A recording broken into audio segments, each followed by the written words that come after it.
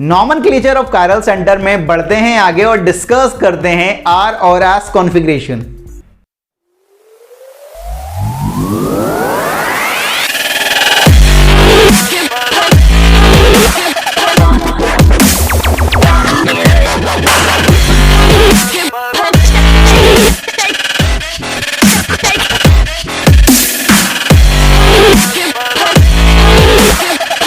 Hello everyone, कैसे हैं आप लोग। This is chemistry Baba, welcome to chemistry Adda, एक ऐसा प्लेटफॉर्म जहां पर आप केमिस्ट्री को फील करते हैं। नॉमेनक्लेचर ऑफ कायरल सेंटर अपन पढ़ रहे थे। अभी तक अपन दो सिस्टम पढ़ चुके हैं, स्मॉल डी स्मॉल एल, दूसरा कैपिटल डी कैपिटल एल। ठीक है, अब यहां पर अपन बात करने वाले हैं थर्ड कॉन्फ़िगरेशन की, दैट इज कैपिटल आर और कैपिटल एस कॉन्फ़िगरेशन, आर और एस कॉन्फ़िगरेशन के नाम से जिसे आप जानते हो भाई। सबसे पहला पॉइंट यहां पर आता है कि they are absolute configuration. Absolute configuration होती है किसी के रेस्पेक्ट में रिलेटिवली डिफाइन नहीं करी जाती है, इस बात का ध्यान रखना है। They are absolute configuration, they are absolute configuration. दूसरा, आर का मतलब जो होता है वो होता है रेक्टस। रेक्टस मतलब क्लॉकवाइज, एस का मतलब होता है सिनिस्टर जो एंटी क्लॉकवाइज। ठीक है, आर का मतलब रेक्टस क्लॉकवाइज, एस का मतलब सिनिस्टर मतलब एंटी क्लॉकवाइज। ठीक है, अब ये 100% श्योरिटी नहीं है कि जो आर है, ठीक है, वो पीपीएल को क्लॉकवाइज ही डायरेक्शन में घुमाए, इस बात का ध्यान रखना है। ठीक है, 100% गारंटी नहीं है। और जो एस है वो हमेशा पीपीएल को एंटी क्लॉकवाइज डायरेक्शन में घुमाए, ये भी जरूरी नहीं है। तो यहां पर दूसरा जो पॉइंट है वो बहुत इंपॉर्टेंट रखता है। Sign of optical rotation small d और small l does not necessary related to absolute configuration R और एस। ऐसा नहीं है कि क्लॉकवाइज होगा तो स्मॉल डी ही होने वाला है और एस है तो मतलब स्मॉल एल ही होने वाला है। हो सकता है, ठीक है, हो सकता है, लेकिन 100% गारंटी नहीं है, इस बात का ध्यान रखना है। ठीक है, अब आर और एस किस तरह से डिफाइन करी जाती है उसका बहुत अच्छा रूल है हमारे पास। बहुत रफ्तार में खेलोगे इन क्वेश्चन के साथ तो। ठीक है, कैसे डिफाइन करना उसकी बात करते हैं। कुछ रूल्स होते हैं यार, कुछ रूल्स क्या हैं भाई, यहां पर देख लेते हैं रूल्स क्या हैं हमारे पास।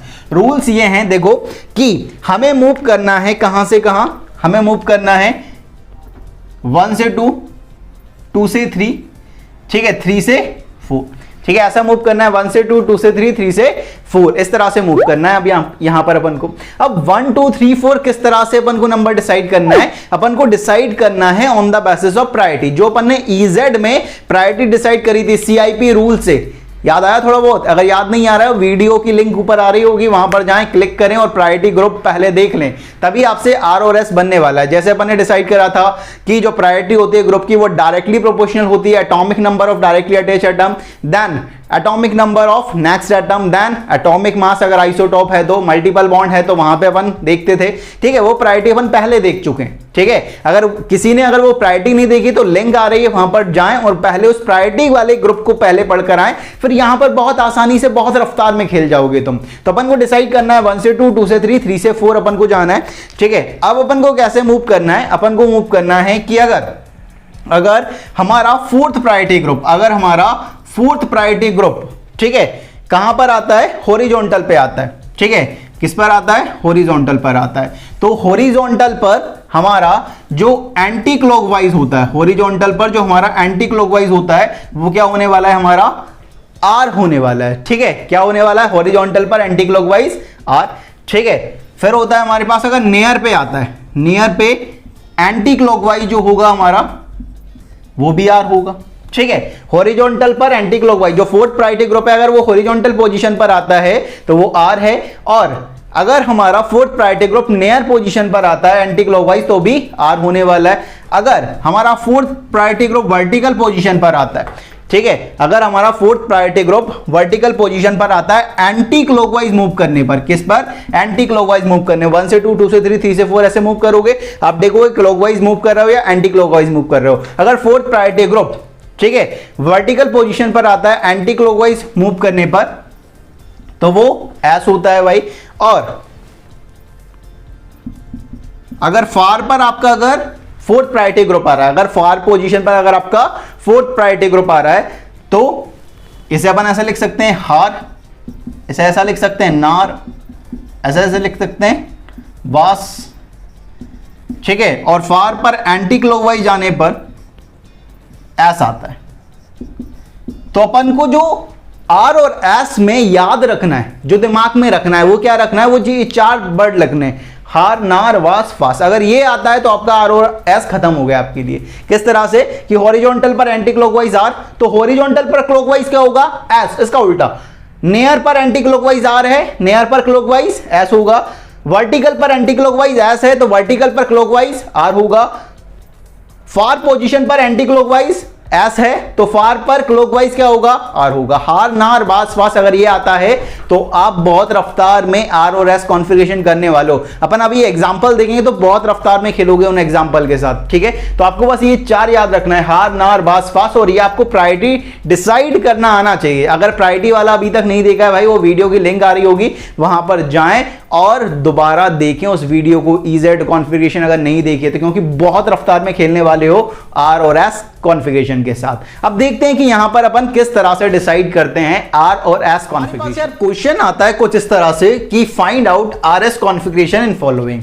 आपको यहां पर अलग अलग कंपाउंड देके रखे हैं, उनमें कुछ कायरल सेंटर है, आपको बताना उस कायरल सेंटर का जो कॉन्फ़िगरेशन है वो आर है या एस है। जैसे पहले क्वेश्चन देखो, पहले क्वेश्चन को जब आप गौर से देखोगे तो इस कार्बन को आप थोड़ा देखें। इस कार्बन को आप जैसे ही देखेंगे तो इसकी चार डिफरेंट वैलेंसी, एक फ्लोरीन है, क्लोरीन है, ब्रोमीन है, एक आयोडीन है, मतलब ये आपका क्या होगा कायरल सेंटर होगा। अब कायरल सेंटर है मतलब नोमेनक्लेचर करना पड़ेगा यार। अब नोमेनक्लेचर आर और एस अपन को करना है यहां पर। अब अपन को प्रायोरिटी याद होनी चाहिए और चार वर्ड याद होने चाहिए, हार नार बास फास। अगर ये याद है तो आर एस कॉन्फ़िगरेशन बहुत रफ्तार में खेलोगे दोस्त, ठीक है।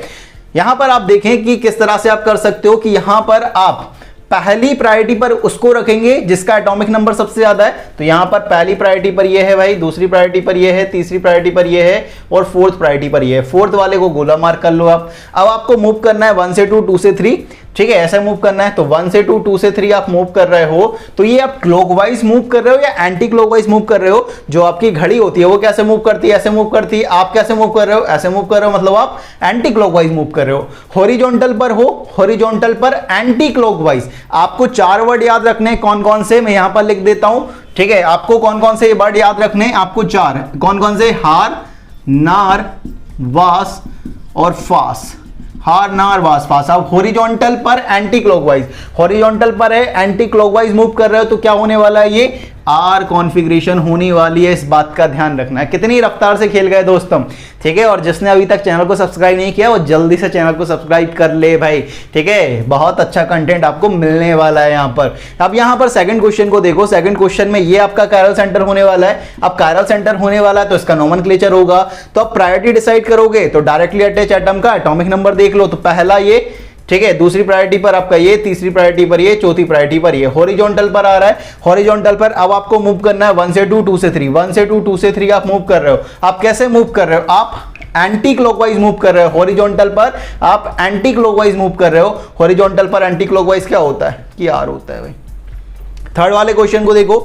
थर्ड वाले क्वेश्चन में ये आपका कायरल सेंटर होगा, ये आपकी पहली प्रायोरिटी, ये आपकी दूसरी प्रायोरिटी, ये आपकी तीसरी प्रायोरिटी और ये आपकी चौथी प्रायोरिटी। अब यहां पर ये फोर्थ ग्रुप जो है वो कहां पर आ रहा है भाई, आपके हॉरिजॉन्टल पोजीशन पर आ रहा है। हॉरिजॉन्टल पोजीशन पर आप मूव करोगे पहले से दूसरा, दूसरे से तीसरा, इस तरह से आप मूव कर रहे हो। हॉरिजॉन्टल पर जब आप मूव कर रहे हो कुछ इस तरह से भाई कि पहले से दूसरा, दूसरे से तीसरा। हॉरिजॉन्टल पर आप मूव कर रहे हो कैसे, एंटी क्लॉकवाइज डायरेक्शन में। और एंटी क्लॉकवाइज डायरेक्शन में जब आप मूव कर रहे हो हॉरिजॉन्टल पर तो ये भी क्या होने वाला है, ये भी आर होने वाला है। ये भी आर है, ये भी आर है, ये भी आर है। सर सीक्वेंस बन गया, अब ये एस एस एस होने वाला है, ऐसा नहीं है दोस्त, ठीक है। अब यहां पर अपन को देखना पड़ेगा किस तरह से। यहां पर देखें फोर्थ वाले ग्रुप को, तो यहां पर ये आपका कार्बन जो है वो आपका कायरल सेंटर है, ठीक है। आपको प्रायोरिटी डिसाइड करनी है तो पहली प्रायोरिटी पर तो ये, दूसरी प्रायोरिटी पर आपका ये, तीसरी प्रायोरिटी पर ये, फोर्थ प्रायोरिटी पर ये। फोर्थ वाले को गोला मार्क करें। अब ये फोर्थ वर्टिकल पे नहीं है, हॉरिजॉन्टल पर नहीं है। अब ये कहां पर आ रहा है, ये वेज पर आ रहा है। और वेज जो होता है वो नियर टू ऑब्जर्वर, यहां पर ऐसा ऐसा होता है, बाहर निकल रहा हुआ,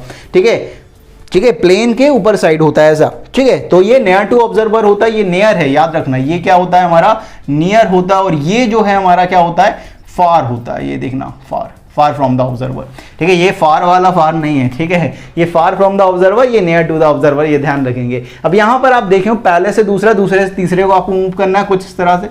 अब पहले से दूसरा, दूसरे से तीसरा जब आप मूव कर रहे हो दोस्त, तो कैसे मूव कर रहे हो, आपका नियर पर है आपके पास और आप कैसे मूव कर रहे हो, आप मूव कर रहे हो क्लॉकवाइज डायरेक्शन में। क्लॉक भी तो ऐसे ही मूव करती है, वैसे ही आप मूव कर रहे हो। तो नियर पर एंटी क्लॉकवाइज क्या होता है, आर होता है। तो नियर पर क्लॉकवाइज क्या होगा आपका, एस होने वाला है। एस होने वाला है। सर हमने बोला था ना ये आर आया है तो ये एस आने वाला है, सीक्वेंस पकड़ लिया हमने, ठीक है। नेक्स्ट वाले क्वेश्चन को देखेंगे भाई, देखो ठीक है, ऐसा सीक्वेंस नहीं है कि ज़रूरी नहीं है कि हमेशा ऐसा हो, ठीक है, लेकिन कई बार ऐसा हो जाता है, तुक्के में हो जाता है, ठीक है। जैसे स्कूल में हम पढ़ते थे तो स्कूल में कई बार ऐसा होता था कि मास्टर क्या सीक्वेंस में बनाता था कि पहले से 20 जो हैं 1 से 5 का ऑप्शन सी होने वाला है, 6 से 10 तक का डी होने वाला है, ऐसे, ठीक है। तो वहाँ पर थोड़ा सा तुक्का लग जाता था, लेकिन अपने जो नेशनल लेवल एग्जाम है भाई, नीट, IIT JEE, उनमें तुक्का नहीं लगता, ये ध्यान रखें। अब यहाँ पर 5th वाले को देखो, तो ये आपका कायरल सेंटर प्रायोरिटी, पहली प्रायोरिटी पर ये, दूसरी प्रायोरिटी पर ये, तीसरी प्रायोरिटी पर ये, चौथी प्रायोरिटी पर ये। अब चौथे वाले को गोला मार्क करो, ये कहाँ पर है, फार फ्रॉम द ऑब्जर्वर है। अब आपको 1 से 2, 2 से 3 मूव करना है, 1 से 2, 2 से 3 आप मूव कर रहे हो। आप कैसे मूव कर रहे हो, क्लॉकवाइज मूव कर रहे हो, और आपका फार पर है, फार पर एंटी क्लॉकवाइज क्या होता है, एस होता है, तो फार पर क्लॉकवाइज क्या होगा, आर होने वाला है। देखो यहां पर गड़बड़ हो गई ना, आप अगर सीक्वेंस से देखते तो सीक्वेंस से गड़बड़ हो जाती, ठीक है, तो हमेशा जरूरी नहीं है दोस्त, ठीक है। अब यहां पर देखो 6th वाले को, 6th वाले में इस कार्बन को देखेंगे तो इसकी 4 डिफरेंट वैलेंसी, एक Cl, एक H, एक CH3 और एक ये पूरा, मतलब ये भी कायरल सेंटर है।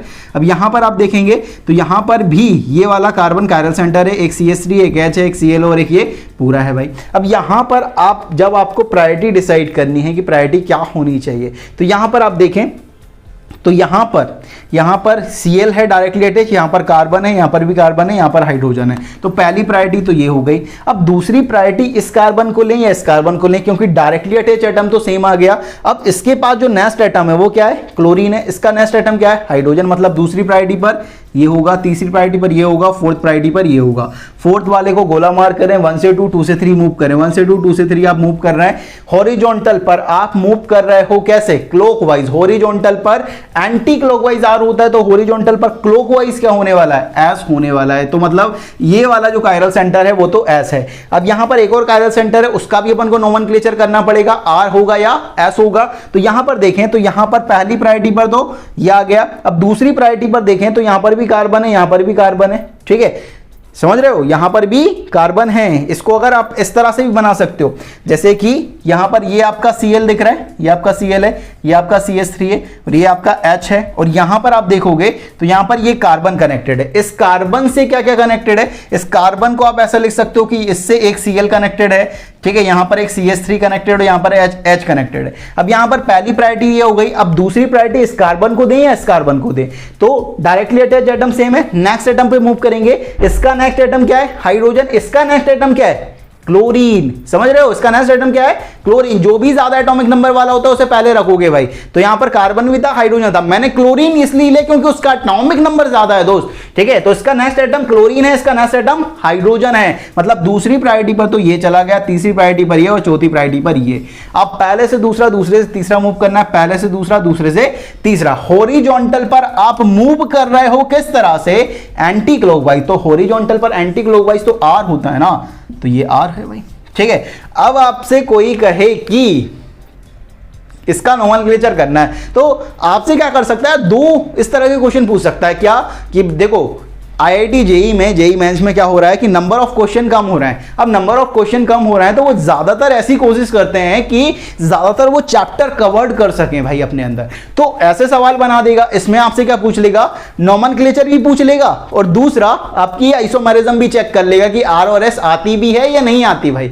तो ये क्वेश्चन आने के चांसेस बहुत ज्यादा होते हैं, इस बात का ध्यान रखेंगे भाई, ठीक है। अब यहां पर अपन देखेंगे तो यहां पर अपन नोमेनक्लेचर कैसे कर सकते हैं, ये आपकी PCC बनने वाली है, ठीक है। अब यहां पर भी क्लोरो आ रहा है, यहां पर भी क्लोरो आ रहा है, तो अपन ऐसा लिखेंगे, सबसे पहले इसकी कॉन्फ़िगरेशन लिख लेते हैं कि हमारा 2s है 3r है, 2s 3r हमारा होगा 2,3 डाइक्लोरो ब्यूटेन, इसका नोमेनक्लेचर होने वाला है। तो नोमेनक्लेचर भी पूछ लेगा और RS भी पूछ लिया, ठीक है। एक ही क्वेश्चन में दो कॉन्सेप्ट उसने पूछ लिए भाई, ऐसे क्वेश्चन आने के चांसेस बहुत ज्यादा होते हैं, इस बात का ध्यान रखें।